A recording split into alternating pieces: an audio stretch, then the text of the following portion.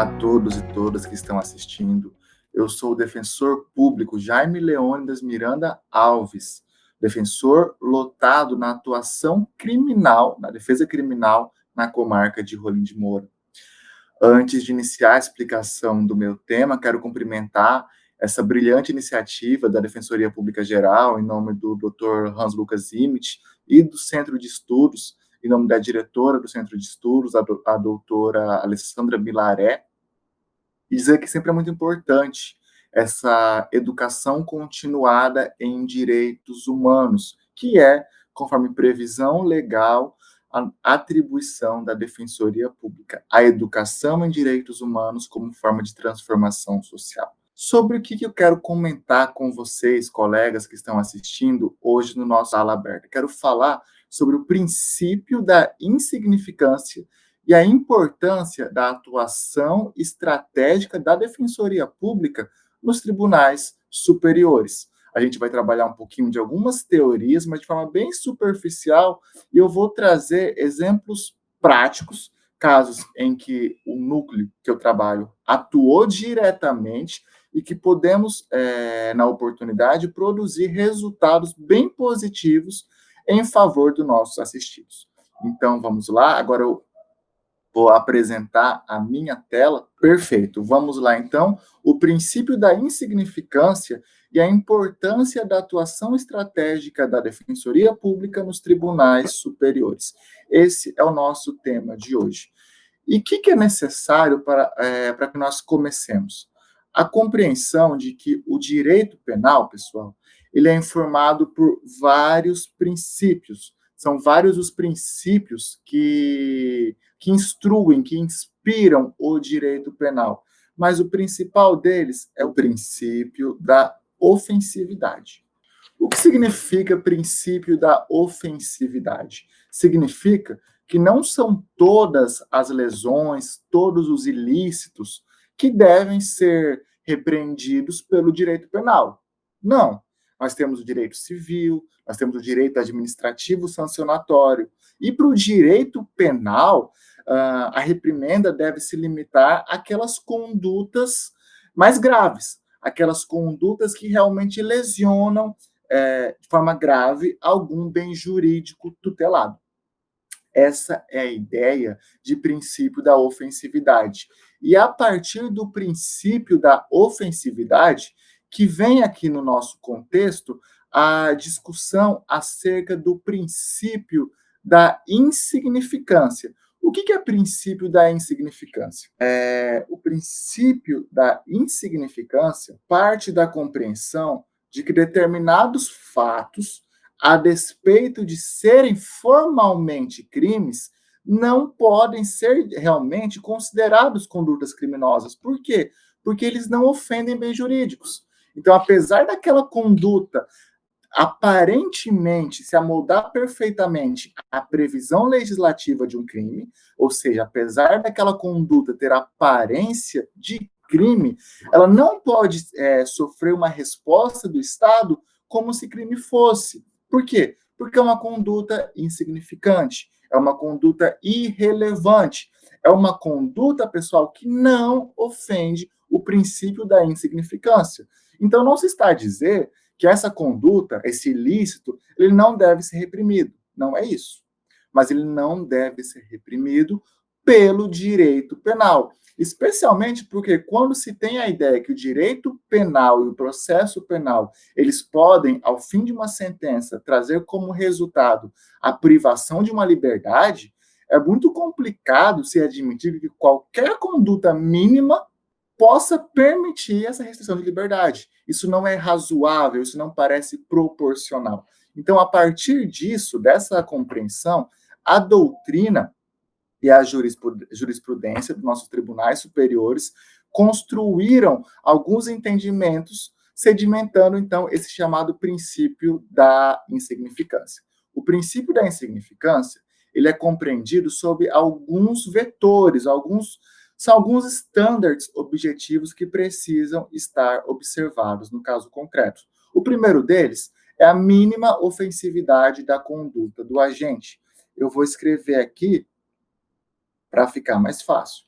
Ou seja, em síntese aqui, não precisa pensar muito lá na frente. É que é bem simples mesmo. Se a conduta não ofendeu um bem jurídico, ou se essa ofensa foi mínima, será que realmente essa conduta imputada como crime, ela é crime de verdade? Vamos lá. Segundo requisito, ausência de periculosidade social da ação. Nós temos mais um vetor do princípio da insignificância, que é o reduzido ou reduzidíssimo grau de reprovabilidade do comportamento. E por fim, pessoal, vou colocar o nosso último vetor, é a inexpressividade da lesão ao bem jurídico. Isso não é criação da defesa, da defensoria, não. Esse é o entendimento hoje, tanto do STF quanto do STJ. Em determinada situação, apesar da conduta parecer crime, parecer um furto, por exemplo, se nós tivermos comprovados esses 4 vetores, a conduta não é crime. Então, se tiver uma ação penal em curso, ela tem que ser interrompida, precisa ser trancada desde logo. E se já tiver uma sentença condenatória, essa sentença precisa ser reformada a fim de reconhecer a insignificância e absolver o recorrente. Vamos lá, pessoal. Voltando aqui para mim rapidinho. Então, eu deixo a indagação, eu deixo o questionamento para vocês. Depois, quem assistir, por favor, me responde no privado. O crime de furto, ele tem uma pena. Tem uma pena se for o furto do caput, tem uma pena um pouquinho aumentada nas outras hipóteses. Mas o que eu quero chegar, o ponto que eu quero chegar é o seguinte: vocês acham que é razoável, por exemplo, uma pessoa que furtou uma carteira, uma pessoa em situação de rua, ou seja, em uma situação de vulnerabilidade, de hipervulnerabilidade até, furta uma carteira. Essa carteira só tinha documentos, não tinha dinheiro, a carteira foi avaliada em R$ 50. Essa carteira foi devolvida para a vítima. A vítima ficou 1 hora, 2 horas sem a carteira, depois encontraram a pessoa que tinha furtado e logo em seguida a carteira foi restituída. Vocês acham que, não vou nem falar de justiça, porque a justiça é algo muito subjetivo, mas é proporcional, é razoável que todo o aparato estatal, que juízes, defensores, acusação, todo mundo trabalhe para tentar punir ou tentar defender a conduta de uma pessoa que furtou uma carteira avaliada em R$ 50 e essa carteira foi restituída? Nós temos muito isso hoje. E mais ainda, vocês acreditam que é razoável uma pessoa ficar num semiaberto, às vezes, dependendo da pena, se tiver alguma causa de aumento, alguma coisa assim, um agravante, talvez, se tiver reincidência, ficar num fechado? Pode acontecer, por conta de um furto de carteira. A fim de superar essa situação de extrema injustiça, é que a doutrina e a jurisprudência pacificou a aplicação do princípio da insignificância. Só que nós temos um problema, pessoal. E aqui eu vou voltar para a apresentação para ficar um pouquinho mais dinâmico, que eu imagino que não ficar só olhando para mim não deve ser tão interessante. Então vamos lá. Nós temos um problema, que é a questão da reincidência. Pessoal, o STJ e o STF firmaram um entendimento há algum tempo de que a reincidência, por si só, ela seria um fundamento idôneo para, como regra, afastar a possibilidade de aplicação do princípio da insignificância.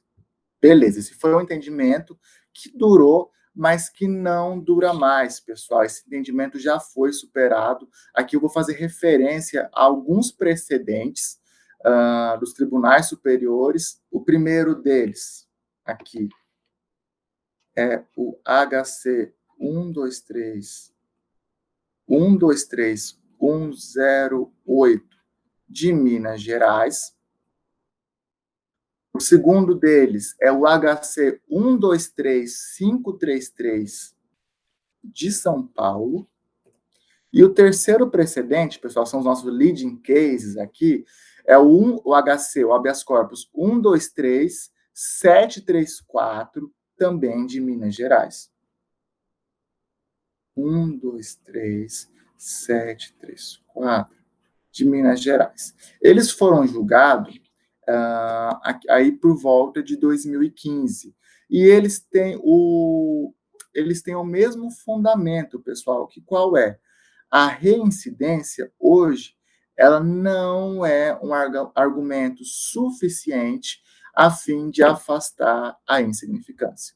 Então, na defesa criminal, nós vemos muito, principalmente na primeira instância e nos tribunais de justiça, argumentos afastando, desde logo, afastando a priori a possibilidade de aplicação da insignificância em razão de ser o réu, na hipótese, reincidente. Mas aqui eu vou ler um trechinho de habeas corpus do STJ, e o STJ se manifestou de forma bem bacana, fazendo referência a esses precedentes. Inicialmente, registro que o plenário desta corte, no julgamento conjunto, ele faz referência a esses 3 HCs, ocorrido em 3 de outubro de 2015, reconheceu que a reincidência não é suficiente para impedir, por si só, a aplicação do princípio da insignificância.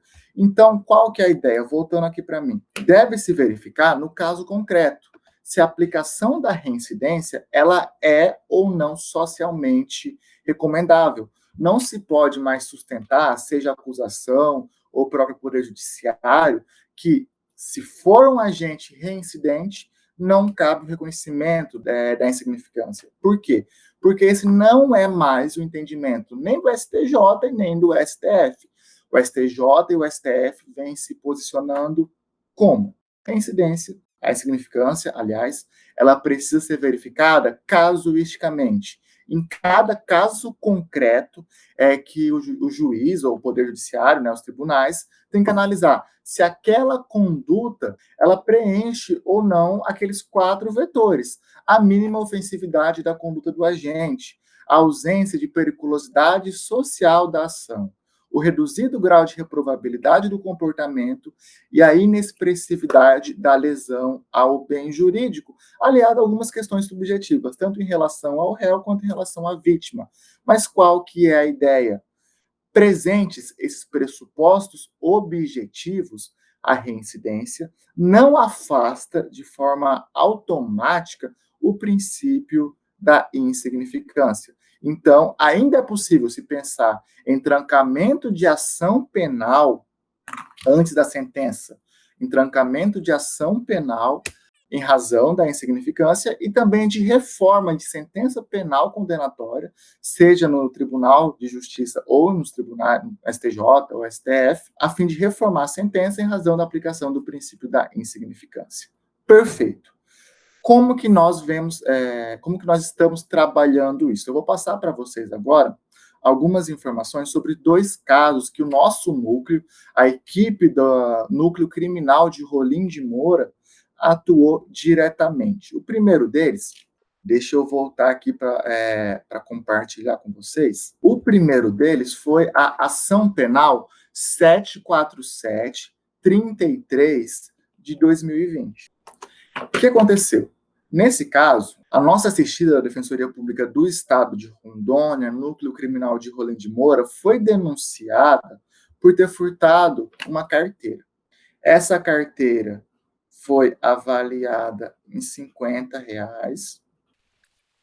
Essa carteira foi restituída poucas horas após a prática do delito, ou seja, não teve prejuízo para a vítima, e a nossa assistida, ela era reincidente, específica, e ela tem ainda uns 3 ou 4 ações penais, todas de furto em andamento. Tudo coisa bem pequenininha que entraria no princípio da insignificância. Perfeito, volta para mim. O que nós fizemos? Recebemos a resposta à acusação, recebemos o processo para resposta à acusação, apresentamos a resposta pedindo que a juíza desde logo reconhecesse o princípio da insignificância. Nosso pedido foi indeferido. Assim que foi indeferido, impetramos o habeas corpus no Tribunal de Justiça do Estado de Rondônia. O nosso habeas corpus foi denegado, nós perdemos no Tribunal de Justiça do Estado de Rondônia. Assim que foi denegado, no mesmo dia, impetramos um habeas corpus no Superior Tribunal de Justiça. E também perdemos no STJ, na verdade no STJ, assim que nós tivemos o indeferimento da nossa tutela liminar, do nosso pedido liminar, nós impetramos um HC no STF, tudo isso, pessoal, na correria antes que houvesse a sentença penal condenatória. E o que aconteceu? Na decisão proferida, assinada dia 27 de agosto desse ano pelo ministro Gilmar Mendes, ele concedeu a tutela liminar, deferiu nosso pedido liminar e se manifestou no seguinte sentido, a que eu peço licença para ler. Ademais, não é razoável que o direito penal e todo o aparelho do Estado Polícia e do Estado Juiz movimentem-se no sentido de atribuir relevância à hipótese de furto de uma carteira no valor de R$ 50 restituída à vítima, cometido por uma moradora de rua em situação de vulnerabilidade. E, nesse caso, o ministro Gilmar Mendes determinou o trancamento da ação penal. Nós temos um outro caso que eu não anotei o número da ação penal, mas é um caso também de furto de carteira. A carteira foi restituída, o furto foi praticado em concurso de agentes reincidentes, e a carteira valia R$ 57. O que aconteceu? Na época, nós não conseguimos trancar a ação penal e houve uma sentença condenatória. Apesar de, desde a resposta à acusação, a gente já defender a insignificância, nós defendemos de novo a incidência da insignificância nas alegações finais, o juízo de piso entendeu por bem condenar. Ok, nós não concordamos e interpusemos o recurso de apelação. O Tribunal de Justiça, à unanimidade, não proveu o nosso recurso, e quando nós fomos intimados, entramos em contato, então, com o núcleo do 2º grau da Defensoria Pública de Rondônia, que é um núcleo com atribuição recursal. Nós fizemos o recurso especial, encaminhamos para que eles pudessem fazer a gentileza de fazer o nosso protocolo, já que nós não temos atribuição para isso. Eles fizeram o nosso protocolo, e aí é que tá. Olha a surpresa, pessoal. Pela presidência do Tribunal de Justiça do Estado de Rondônia, houve um entendimento pelo não conhecimento do nosso recurso. Então, nós tivemos que fazer, novamente, nós fizemos, e o núcleo recursal protocolou um agravo em recurso especial, aqui anoto para vocês o número, o agravo em recurso especial, número 1694233, nesse agravo em recurso especial, o ministro relator conheceu o agravo e deu provimento monocraticamente para reconhecer a insignificância. E ele mencionou, tal qual Gilmar Mendes, não é lógico, não é razoável que o direito penal, que todo aparelho do sistema de justiça criminal se movimente para punir, para condenar uma pessoa acusada de furtar uma coisa avaliada em R$ 50, uma coisa restituída à vítima, então a vítima não teve prejuízo, ainda que se trate de réu reincidente. Nesse caso, foi bem bacana, porque nós conseguimos a decisão monocrática no agravo, nós conseguimos no agravo em recurso especial, e o Ministério Público não concordou com a decisão, aqui no exercício de dialeticidade, e eles fizeram um agravo regimental. E o agravo regimental do Ministério Público não foi provido à unanimidade, ou seja, a turma do STJ foi reunida e se manifestou concordando com o entendimento da Defensoria Pública do Estado de Rondônia, no sentido de que aquela conduta é insignificante, e nessa hipótese insignificante, então, afasta o crime, afasta a condenação antes fixada. Eu vou apresentar para vocês, só para conseguir mostrar todo o percurso que nós fizemos aqui. Na primeira instância, na resposta à acusação, na defesa, nós alegamos insignificância. Nós perdemos. Nas alegações finais, nós alegamos insignificância. Nós perdemos. Beleza. Nossos assistidos foram condenados nós tivemos que apresentar um recurso de apelação alegando a insignificância, aqui no TJ Rondônia. Nós perdemos também. Nós, em parceria com o núcleo de segundo grau, interpusemos um recurso especial alegando a insignificância. O recurso especial não foi conhecido pela presidência do TJ. Então, nós tivemos que interpor um agravo em recurso especial. Esse agravo em recurso especial, o TJ monocraticamente concedeu o nosso pedido, só que houve um agravo regimental do Ministério Público pedindo a reforma do nosso agravo em recurso especial, e o Ministério Público, o agravo deles não foi provido, manteve a nossa decisão no agravo em recurso especial, no sentido de reconhecer que um furto de uma carteira, um furto de um bem avaliado em R$ 57 é conduta insignificante. E o mais importante, pessoal, insignificante. Ainda que os réus, no caso, que os recorrentes, né, sejam reincidentes. Mas olha a luta, pessoal. Resposta à acusação, alegação final, apelação, recurso especial, agravo em recurso especial, e se o MP recorrer de novo, nós vamos nos manifestar e vamos até o STF. Mas o entendimento é esse, está prevalecendo. Nos tribunais superiores, hoje prevalece o entendimento no sentido de que a insignificância ela é analisada caso a caso, a partir daqueles parâmetros objetivos que nós já falamos. Não dá mais para sustentar que, em se tratando de agente reincidente, não se aplica o princípio da insignificância. Esse entendimento já foi superado pelo STJ e pelo STF, só que ele ainda se mantém, em determinada medida, tanto nos tribunais de justiça como nos juízos de primeira instância. Então, por isso que esse foi o tema que eu escolhi. A importância da atuação da litigância estratégica nos tribunais superiores. É trabalhoso? É trabalhoso, com certeza. Hoje, nós, em Rolim de Moura, só conseguimos porque temos uma equipe muito boa, uma equipe muito estruturada. A Defensoria Pública do Estado de Rondônia nos dá condição, tanto de pessoal como de instrumento de trabalho, enfim, para fazermos esse trabalho, para conseguirmos adotar essa postura combativa. Mas é fato, para os nossos assistidos, que estavam condenados ao semiaberto, a 1 ano e pouco, 2 anos, 3 anos, por uma conduta insignificante, talvez nós tenhamos, nessa conduta de recorrer, brigar, impetrar HC, até conseguir o que nós acreditamos seja correto, talvez nós tenhamos mudado a vida deles. Ou se nós não conseguimos isso, pelo menos nós melhoramos um pouco. E nós conseguimos uma coisa, garantir que a justiça, especialmente a justiça penal, ela seja de fato mais justa. Pelo menos para o nosso assistido. Para aquelas pessoas que estão, como regra, em uma especial situação de vulnerabilidade.